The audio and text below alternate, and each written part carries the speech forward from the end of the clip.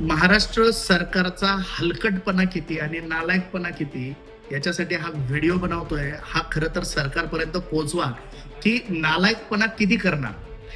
Maharashtra board जे आहे, HSC board यांनी काय केलंय, यांनी आज निकाल दिला.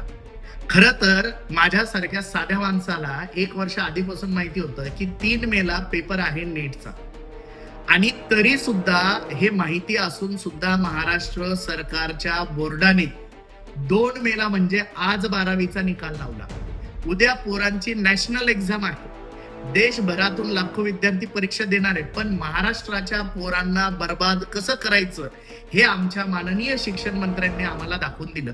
त्याबद्दल खरं तर आम्ही त्यांचे अगदी म्हणजे पायतन काढून आभार मानले पाहिजे. आता त्याचं पुढे काय केलं पाहिजे ते मी बोलणार नाही, पण किती हलकटपणा असावा सरकारचा. आणि खरंच सरकारमध्ये बसणारे इतके इतके नालायक लोक कसे असू शकतात, की नालायकपणा आहे की त्यांना सेन्सच नाहीये देशात काय चाललंय, पोरांच्या आयुष्यात काय चाललंय, पोरं किती मेहनत करतायत, त्यांचं करिअर काय आहे, की आमच्या मराठी पोरांना फक्त झेंडे घेऊन तुमच्या मागे पळवायचंय म्हणून हे फालतू धंदे तुम्ही करतायत पोरांचं आयुष्य बर्बाद करण्याचं.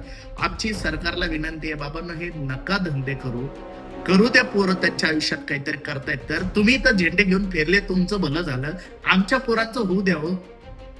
हा व्हिडिओ सगळ्यांपर्यंत पोहोचवा आणि शिक्षण मंत्र्यांपर्यंत तर आधी गेला पाहिजे.